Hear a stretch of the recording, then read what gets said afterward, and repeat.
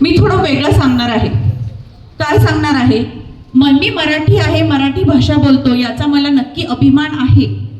अर्थात मिळवायलाच हवा, कारण माझ्या जेव्हा जी गोष्टी अभिमानाची आहे ती मी मिरवलीच पाहिजे, पण ती माझी म्हणून मिरवली पाहिजे. जसं बघा ना, लग्न झाल्यानंतर आई वडील किंवा सासू सासरे घरामध्ये स्त्रीला एखादा दागिना देतात, परंपरागत चालत आलेला.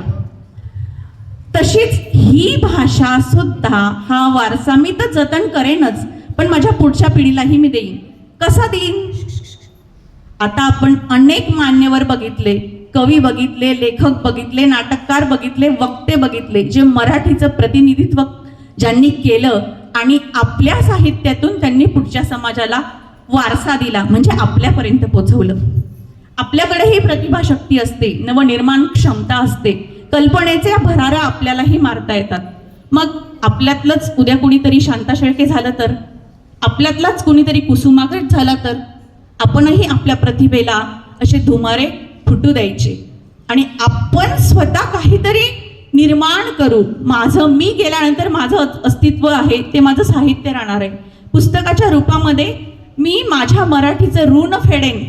अशी आता प्रत्येकाकडेच प्रतिभाशक्ती असं नाही, पण त्या प्रतिभाशक्तीला जर आपण एक वेगळं वळण दिलं तर आपण नक्कीच काहीतरी लिहू शकतो.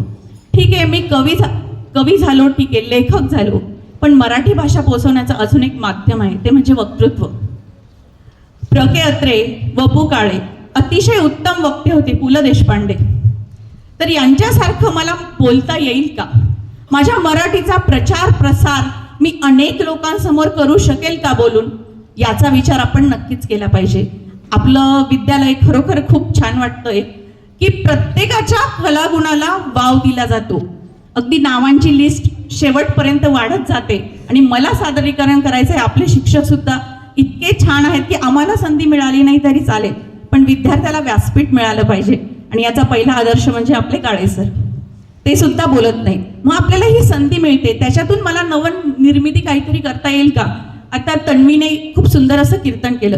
कीर्तन सुद्धा मराठी भाषा पुढच्या पिढीपर्यंत पोहोचवण्याचं, समाज प्रबोधनाचं, मराठी भाषेत समाज प्रबोधन करण्याचं एक सुंदर असं माध्यम आहे.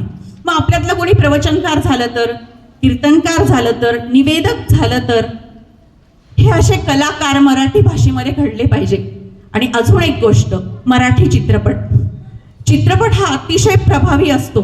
म्हणजे आपल्याला पुस्तकात जे शिकवलं जातं ते आपल्या डोक्यात शिरत नाही, पण एक चित्रपट पाहिल्यानंतर आपल्यात खूप काही बदल होतात ना.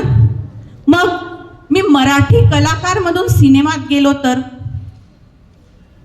म्हणजे हे सुद्धा माझी भाषा जिवंत ठेवण्याचं, तिचा प्रचार प्रसार करण्याचं हे एक साधन आहे. ते सुद्धा आपण केलं पाहिजे. आत्ताच मराठी भाषेवरचा क्रांतिज्योती विद्यालय हा चित्रपट येऊन गेला. आता काही जण म्हणतात की मॅडम तुम्ही असं का सांगता, चित्रपट पाहिला, पण काही चित्रपट असे असतात, खास करून शिवाजी महाराजांचे, तो इतिहास आहे ना मुलांना आपल्या डोक्यात खूप चांगला बसतो. त्यामुळे असे काही चित्रपट आल्यानंतर ते सुद्धा आपण बघितले पाहिजे. चांगल्या वक्त्यांना ऐकलं पाहिजे. जसं अगदी पूर्वीपासून म्हणतात वाचाल तर वाचाल, पण मी तर म्हणेल वाचाल तर वाचालच, पण जितकं ऐकाल तितकं ऐकवाल. त्यामुळे चांगल्या वक्त्यांना सुद्धा आपण ऐकलं पाहिजे. आणि त्यांच्यासारखं मला काहीतरी करता येईल का, मराठी भाषेसाठी काहीतरी योगदान देता येईल का? आता जे सायन्स घेत नाही त्यांची मराठी 10वीतच संपून जाते, पण यातून सुद्धा आपण जरी सायन्सला गेल्यानंतर, कारण माझी मातृभाषा आहे जिने मला